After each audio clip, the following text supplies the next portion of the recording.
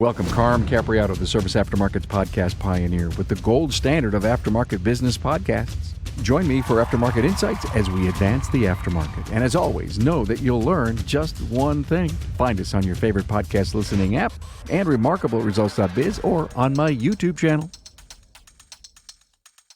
Everybody, Carm Capriato, Remarkable Results Radio, recorded live at the Hilton in Mississauga at the AARO, Automotive Aftermarket Retailers of Ontario Conference, AARO.ca.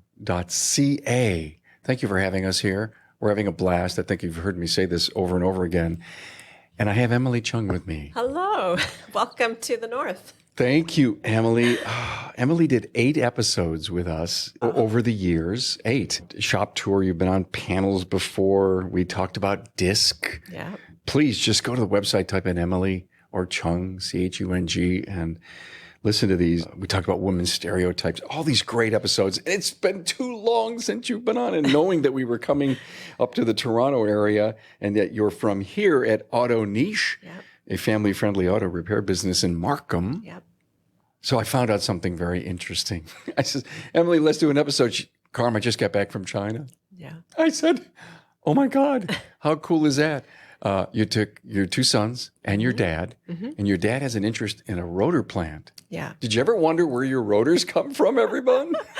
Yeah, it has been quite the opportunity, right? This was a grad trip. My oldest one had just finished high school. And so we figured, you know what, if we're going to, it's so hard to get time off, right? With everybody coordinate all of this. So we're like, okay, let's go do that. My father's, I think he was just in his glory to show, right, my kids a little bit about his culture, a little bit of our culture.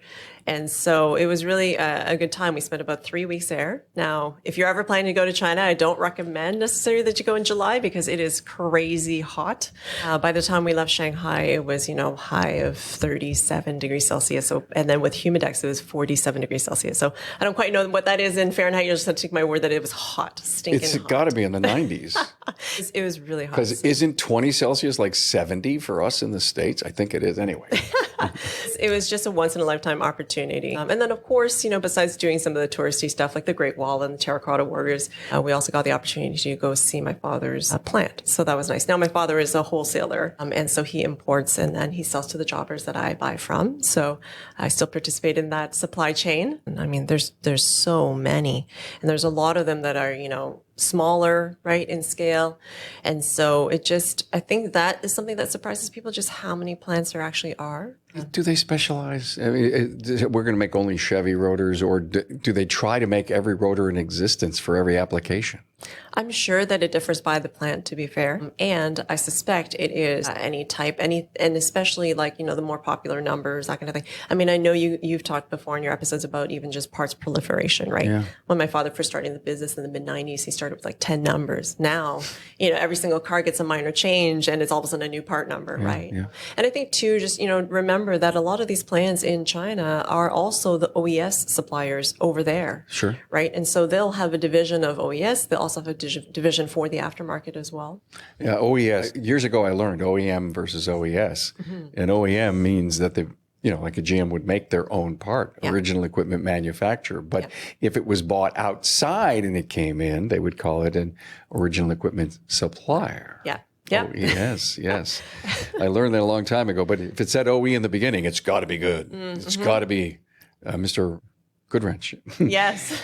Fascinating. Emily sent me a slide deck. She's been going around to business groups. I think, did you present this to the AARO group here? No, I haven't. Oh, okay. But I did go to present it to a few other performance groups with other shop owners because I think that, there's a lot of, misconception maybe about what China really is about. And certainly my motivation for bringing the boys over too is, before we got there, I said to them, okay, you know what, in Canada, I'm sure it's the same in the US, that, not everything we hear about China is wrong. And at the same time, not everything we hear is right. So I wanted them to go and see for themselves. Go and experience it for yourself. And then you can decide, okay, what is true? What is not true? What is it that you believe, in a certain way? So because I think sometimes it's just portrayed, the country and, the culture is portrayed in a certain way. Can we read about this stuff, or do you have to go there like you did, experience it and come back with all these pictures and with Emily Chung's view of China? And the reason you're listening to this episode, trust me, you're going to hear about stuff that's going on over there in just Emily's observation of what the country and the culture and the people are like. And before we even turned on the mics, I spoke to you the other day. You filled me in, and then you told us some more stuff here. And I'm saying, stop, turn the mics on. We got to hear this. You're here to hear Emily's, there's a terrible living over there. They're all smushed on each other. But, and again, I'm not saying I'm pro-China or I'm not pro-China, however politically you feel. But you were telling me, this is a mind-blowing stat, that there's more retired people in China than we have here in the U.S. In aggregate. So China's retirement population is the size of the entire United States of America. Now, granted, China's retirement age is quite low. That's the other thing I think that surprised a lot of people. In Canada, I think it's like 67 now. We're up to retirement age. And in China, they retire young. They retire at 55, 60. And so that population is about the size of the U.S. And for me, so right now, I think the current stat, it might be 1.42 billion people in China. Billion people in China. And just so I looked this up because when I was presenting to my groups, in Canada, there are 38 million people. Yeah, same size as California. Exactly. And so just think about the size and scope of, all the different things you would need to handle as a government, but also just the economy, the sheer size of that economy, My talk with the other folks was just to understand a little bit, I think, better about what it is like there, but also what some of the decisions that we make today, how that might affect us in the aftermarket side. So Emily brought slides. If you watch this on our Carm Capriato YouTube channel, you'll see the slides, okay? Because there's some great slides, and I'm not going to even tease about what they are because there's some when I got the deck, I'm looking through this thing and I'm going, what the hell is my favorite coffee shop doing over there? Yeah. So you can explain that. Yeah. And to your point, just to reiterate, and I said this to my kids too, listen, I'm not pro-China. I'm also not anti-China. I just want to have them see that, not everything we see should be taken at face value. Yeah. And you don't have to go there. But we had the opportunity to go. Nice. So, that's why we went. Is your dad from China? Did he emigrate? So my father and my mom, they're both from Hong Kong. And my father came over when he was young, 19. Okay, so cool. He's been here for quite a bit of time, but he does go back regularly. Obviously, he has business interests there. I still have cousins that are there. How long's it been since you've been there? Okay, so the last time I went was in 2007. I think around that time. Yeah. Things changed so quick. You had to take your boys. You had to take your boys. Yeah, it really is a once in a lifetime for us, and not only for them, but just also for my father to travel with us as well. Right? How many more opportunity will we get? So, well, hopefully he lives a long life. Yeah, it was a blessing. Let's look at your slides. Okay, sounds good. So for the trip, we spent 3 weeks there, and we were about just on the eastern side of China. And that's the other crazy thing is, we spent 3 weeks and we only covered a few areas on the eastern side. And so just for the boys to see a little bit of the history, obviously the highlights, right? The Great Wall was, certainly a must see, but then also to explain to them a little bit just about the nature of the country that's on that side too, because it's got a lot of history in terms of war. It gave me an opportunity to talk to the boys about how in Canada and the U.S. we are blessed to be surrounded by water. We've not had that many people try to take us over, right? It's just a natural consequence of being in North America. Whereas in China and Asia and Europe, you just have had so much history in these political powers, right? Yeah. So that was a little bit of an eye-opener, I think, for them too. And so we visited a few spots. I think that, going in, my father really was curious and asked them many times, what they thought of China and sort of the different perceptions that they may have had of Asia. And even for myself, when I ask people, and I've heard many different comments too, a lot of times they think that it is, still a poor country, still restriction of freedom, a lot of oppression, and also that, things are made to a poor quality. Lots of times people swing around oh, it's made in China, haha, And I think that is, again, with my boys, it's not totally untrue, and it's also totally not completely true, right? Right. And with the whole poor quality thing, I mean, you're going to have a vast majority of quality as you do here, even in our country. And, explaining to the boys that a lot of this is the price pressure. If people aren't willing to pay for that quality, then of course, China is going to manufacture things that are basically serving the market, right? But there's a lot of things that China can do quite well. And so that I wanted them to see as well. And sometimes we don't let them. Yeah. Yeah. There's many other forces, right, that are happening. Okay. So I wanted the boys to see that too. One of the things that we saw that blew my mind was their use of robots there. So there's robots like in the hotels all the time, everywhere. It was really wild. Are they cleaning rooms now? Well, they're cleaning the lobby for sure. Because I need my room cleaned, by the way. Oh, okay. I don't think you're the only one. But there's another thing that you and I had talked about just off mic about this whole Uber Eats, DoorDash stuff. So whatever their equivalent is. So what happens in the hotels is, now keep in mind, we're on vacation there, but so is the rest of China, right? Like their school system's also off on vacation. So everybody's touristing around, right? And you order food from wherever, it gets delivered to the hotel. Now these drivers can't come upstairs, so they will drop it in these robots. And it was just wild. No. Yep, Carm, it was wild because here's the thing. Just imagine this, right? We're in the lobby. So they get dropped, they open up the hatch, right? Put it in, program whatever, the floor's room. The robot then moves to the elevator, wirelessly commands this elevator, I need to go up. And it's so funny because we were standing there, the door's open, and I'm kind of like, who goes in first, So robot goes in, and then the rest of us humans kind of file around the same. The protocol is the robot. I mean, I don't want to get in its way. I don't know what's going to happen. Oh, and then the robot, spins around, and then it commands floor number, I think it was floor 7, wirelessly. It's all wirelessly. Oh, yeah. And then, doors close, and we all go up with this robot. And no, okay, so the robot comes to my door. How do I know it's there? It doesn't knock, does it? No, it wirelessly signals the doorbell ring. Oh, my God. And I mean, you're expecting food, right? So you're going to know it's coming. Yeah, you're in anticipation. Yeah, absolutely. So, no, I never ordered food, so I don't know if it has a pleasant greeting or anything like that. But it was just Where's the damn robot? Yeah. The robots do that. The robots, I saw them clean the hotels, like I said, desanitize the place. And, and then it heads back to the charger. It's just a different experience, that's all, that I've not seen here in North America at all. So look at that thing that runs around the floors in your house and get worried. It was pretty interesting, for sure. So interesting. Yeah. Wow. And then, by the way, as far as a robot, I remember being at BJ's, a wholesale club down at our end of town. Yeah. And they have these robots in the aisles doing inventory. Yes. Wow. They are getting more, like I've seen them in restaurants here bringing food to the tables. Like that happens here in some of the Asian restaurants that we go to in Toronto. Wow. Yeah. Well, and I've seen like the waiters or the servers, they will put the plates on and then they'll command the robot to head back into the kitchen. So I've seen it's more, but those are kind of more assistive devices, I think. That's productivity enhancement. Yeah. It was quite wild to be in that elevator with that robot. Neat. Yeah.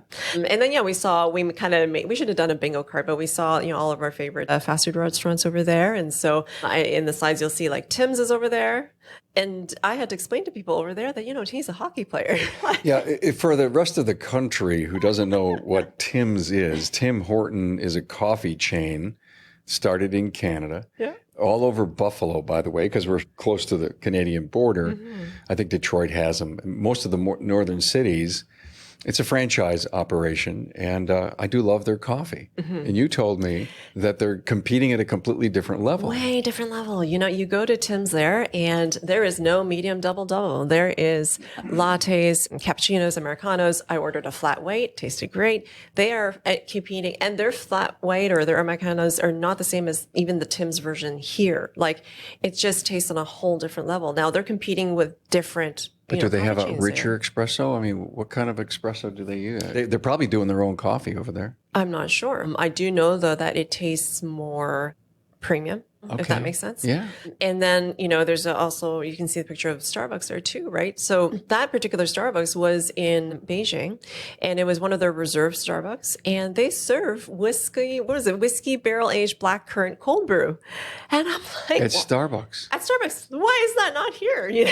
So I think the closest, we get pumpkin spice, I don't know what, right? Give me the name of that again. A whiskey what? Whiskey barrel aged blackcurrant cold brew. Why do you have to have 9 words to describe anything at Starbucks? Yep, that's just the way how it is. But yeah, it was just so fun to see how they do things different there. You also see a picture of the KFC. So that's a Chinese version of Colonel Sanders is there. And there they serve egg tarts, delicious. And their fried chicken is way different than what we get in Toronto. It's way tastier, I think. Less salty, less fried. So they figured out sort of how to cater to those needs over there. But it was just really interesting, I think, for my boys too, to see, okay, these are brands that are over there. And I've heard people say, oh, you travel all the way there. Don't eat at the Taco Bell there. You could get it here. And I'm like, but it's two totally different menus. It's not even. And I would imagine the curiosity that you had, Emily, was how do they do tacos in China? Yeah. I mean, I'm sorry. The curiosity, no matter if it was a national chain, go figure it out. Go experience it. What I will tell you is this. It was really impressive to me. We went to Five Guys in Shanghai. No. Yep. Yes, we did. Was it as expensive here as in the U.S.? I mean, a burger and a fries is like $20. It is way more affordable in China than it is here. Wow. And it is amazingly more affordable. It's not government mandated, the pricing, is it? I don't think so. Okay. The Five Guys was impressive because it tasted just like a Five Guys in Toronto and in the US when I've been. That level of consistency was very impressive to me. You know what I mean? Impressed. So there's, a lot of things that are happening there culturally. We talked a little bit. So this whole DoorDash business, it's a thing there where their version of Uber and DoorDash, but they will do this regularly. I was over at another place in Yantai, which is the eastern side of China. It's just normal there that, so we're sitting there eating at a restaurant at a Korean barbecue place. And the person I was with, she's like, oh, do you want to order dessert? By the time we finish dinner, it'll come. And I was like thinking in my head that, okay, we're going to take it to go. We'll go back home and eat it or something, right? Well, no. Over there, you can Uber Eats, DoorDash, whatever the version is of that app, food from another restaurant and eat it in the current restaurant. Now, I want you to listen and repeat what Emily just said. Because this is phenomenally different. Incredibly different. You can order something from another restaurant and have it DoorDash to the restaurant you're at. And just through the normal course of this being normal, they bring it to your table. Yeah, and nobody bats an eye. It gets dropped off at the hostess. Hostess brings it to your table. And this is the kicker, too, is that so the dessert comes in takeout containers, right? The restaurant you're currently at, the Korean barbecue place, supplies the plates and the cutlery for the dessert that you ordered in. Off the charts. It's crazy. And again, this is all normal. Nobody thinks twice about this. We were at another restaurant. We went to a hot pot place and my boys, we Ubered in bubble tea. And so jokingly, I tell my boys, well, now you tell me who has more freedom because you just couldn't do that here. I mean, I just can't even imagine the amount of dirty looks we would get from, whatever restaurant we're in, right? So it's not like you couldn't do it here. It's just not socially acceptable. But no one's ever tried it. You try and you let me know what happens. Hey, AAPEX 2024 registration is now open at AAPEXshow.com. Now, AAPEX has an incredible value for the service professional, shop owner, technician, and service advisor. Joe's Garage is your place to hang out with 10 working bays and real live working conditions. You'll find special seminars on Audi, VW, BMW, Mercedes, Tesla, under-the-hood diagnostics, advanced drivability, ADAS calibration, transmission training from ATRA, and more. Business and sales training on mastering organizational skills, time management, leading your team, and driving profits, among others. This year, the training courses are some of the best offered ever with the industry's best and brightest trainers and coaches. This year's AAPEX 2024 will have more product demos, trending training, marketing and social media support to help you grow your career, sales, and profits.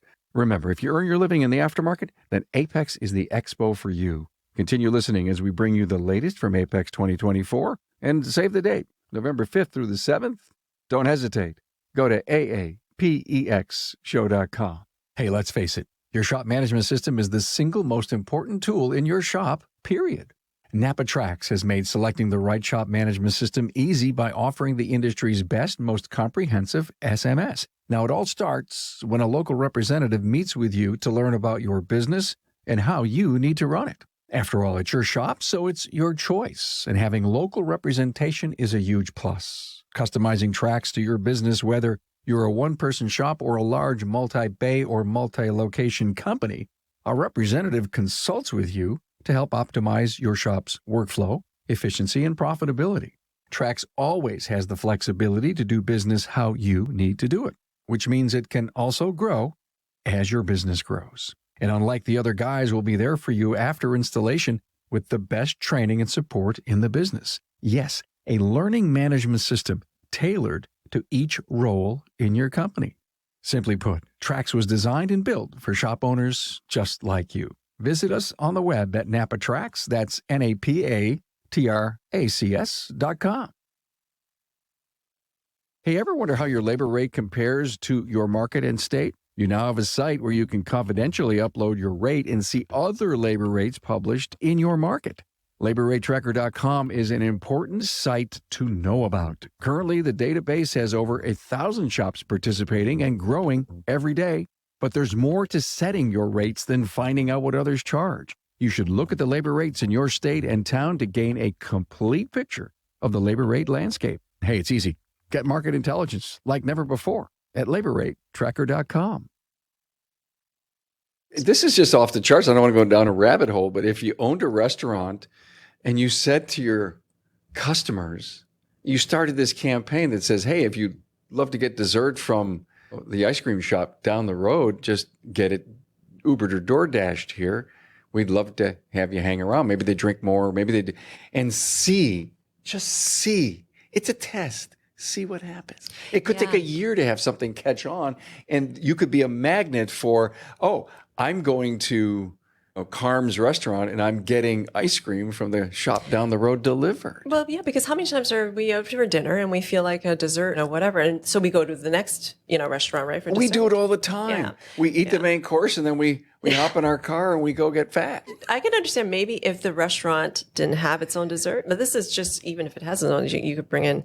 And I think what happens over there is because it's so normal, all the restaurants kind of do it together, and it's just sort of, it'll even out in the wash kind of thing. It's in their culture. Right? Yeah. So that was definitely one big difference that was over there. And again, I'm talking to the boys, so this is, it's not all sunshine and rainbows, right? You do have the reality that there are certain areas that are more poor than others, right? And you do still have, of course, the freedom in terms of freedom of speech, like that kind of thing. One of the things I took them to was Tiananmen Square. And so that, of course, was, if you remember from the mid-90s, that was a whole student protest thing. And so I explained that to the boys as well. It's not a perfect country. And at the same time, in Canada right now, we're dealing with a lot of our own human rights things too, with Indigenous and all the stuff. So there's no perfect system. There's no perfect place. That's really my heart for my kids, is I just wanted them to see that, hey, you know what? Everybody has their own challenges, maybe to a different scale, maybe to a different scope, and give them a little bit more appreciation for that. That's a great point. What a lesson. I hope so. I hope they were listening at that time. My kids. Did you talk to them about what they saw when they got back on the plane home, or as these things were happening? Because Mom's giving us another lesson. Right. Or was it just in the normal course of what you were doing there? I mean, I have a good relationship with the boys, and so a lot of times, we're joking around about things too. I think for my father, it was a bit more of an eye-opener because my father grew up, in the time when China was trying to get out of poverty. So there were certainly, those typical, I want to say, stereotypical pictures that you see of China where lots of bicycles, lots of poverty, people working in rice fields, those kind of pictures and images. There was a lot of that going on when my father was, growing up and that kind of thing.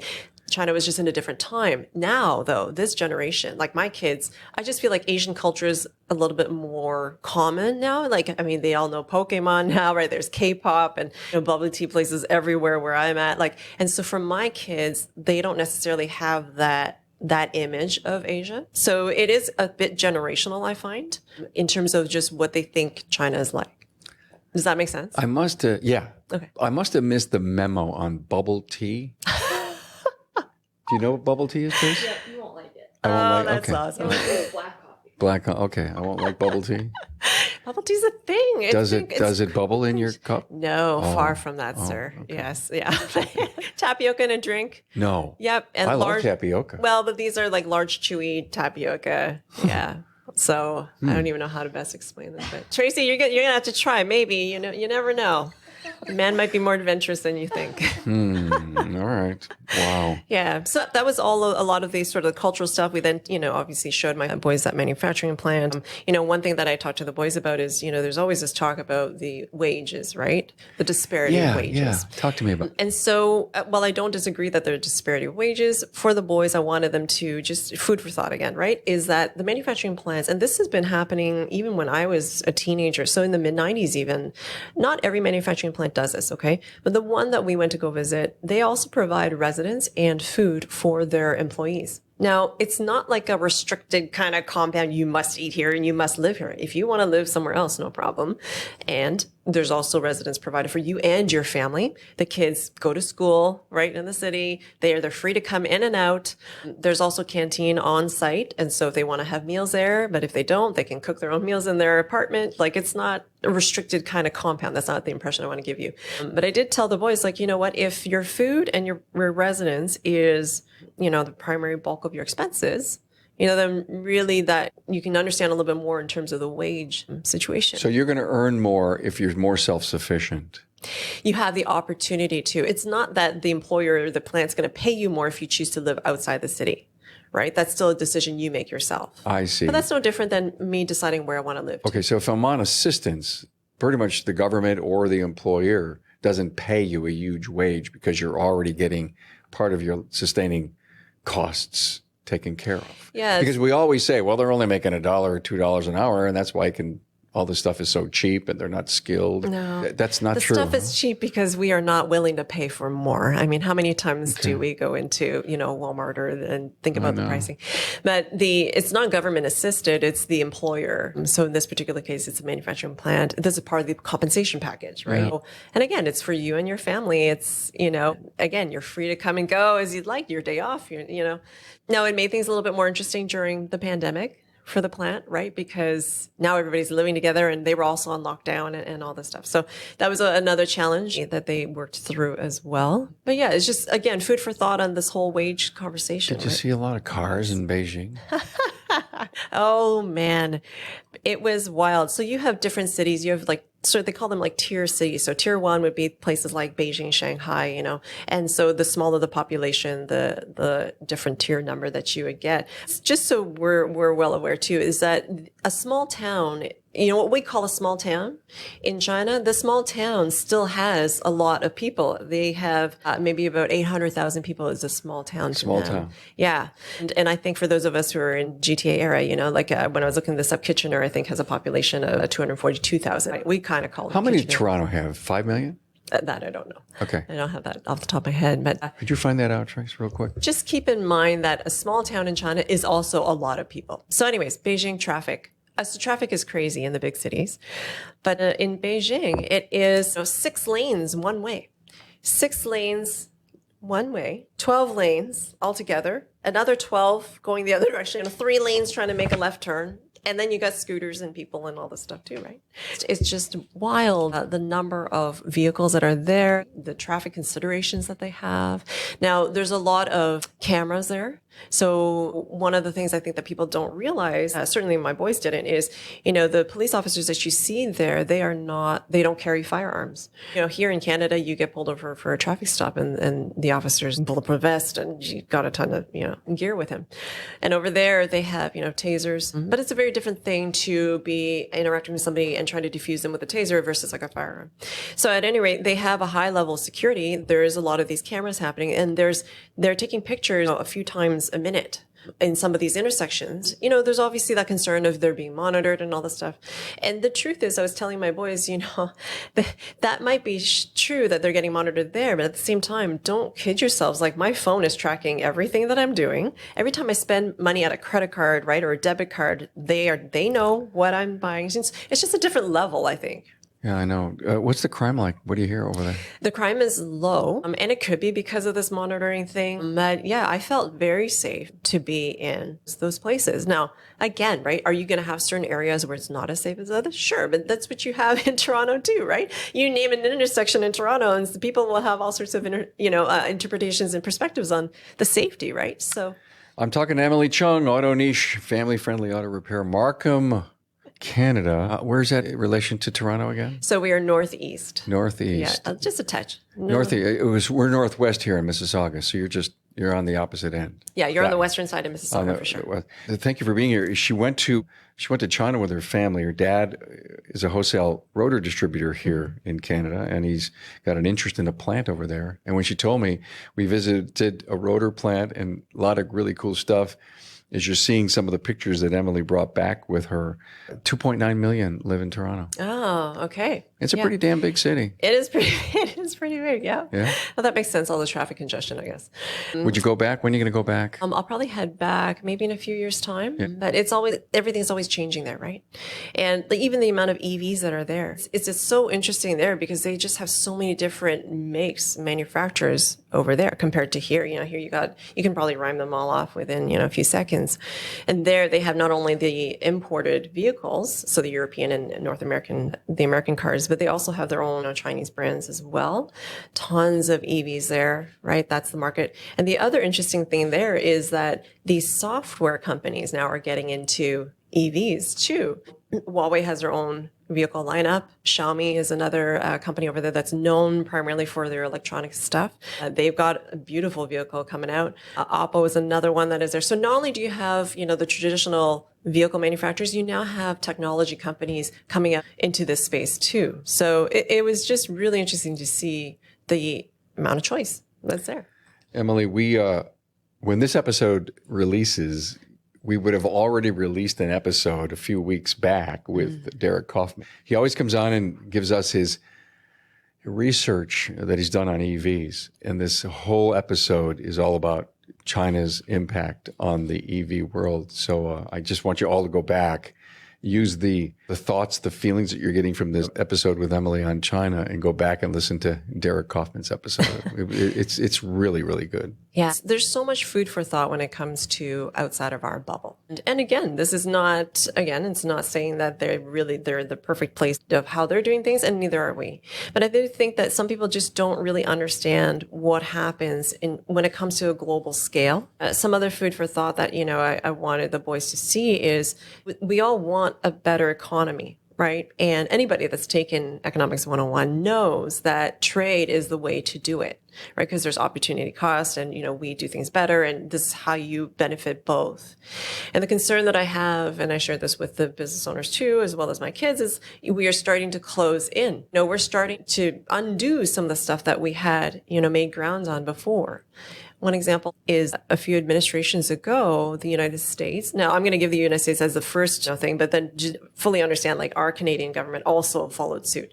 So the decision was made to restrict or to put tariffs on some of these parts, right? So specifically for the automotive aftermarket. So all of a sudden now my wheel bearing is double the price, right? Because of these tariffs that are happening. And then after that administration changed, the next one decided that they were going to ban the sale of semiconductor related technologies to China. And then our government followed suit in Canada. And what ended up happening was, I'm not sure if you know this, but in terms of semiconductors, the top 5 producers are Taiwan, Korea, Japan, and then the US. And the 5th one is China. Well, what happened was when we said no to them, they then decided they were going to build their own because as a country, they need it still, right? So instead of I don't know, what other people thought the alternative was going to be, but China then basically said, we're going to build our own.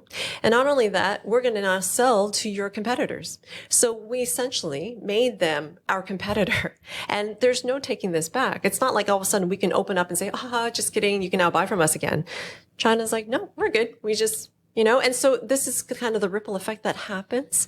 And we all know the importance of semiconductors, right? In not just our industry, but just on a global scale.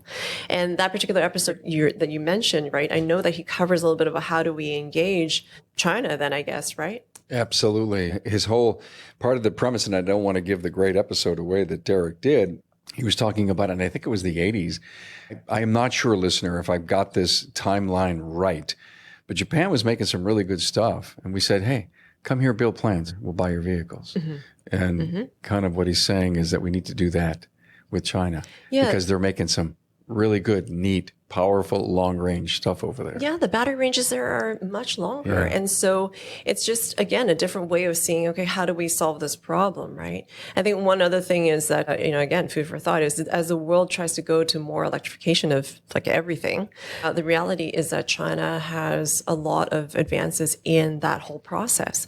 And so if we shut them out, then it's going to cost us more as consumers, really, at the end of the day, right? More to get these initiatives going. So I think that's what I see as a concern as well. To your point about we don't want to pay for it. So we're figuring out as businesses, as distributors, where to go get the products that will allow us to make a profit and then appease the consumer.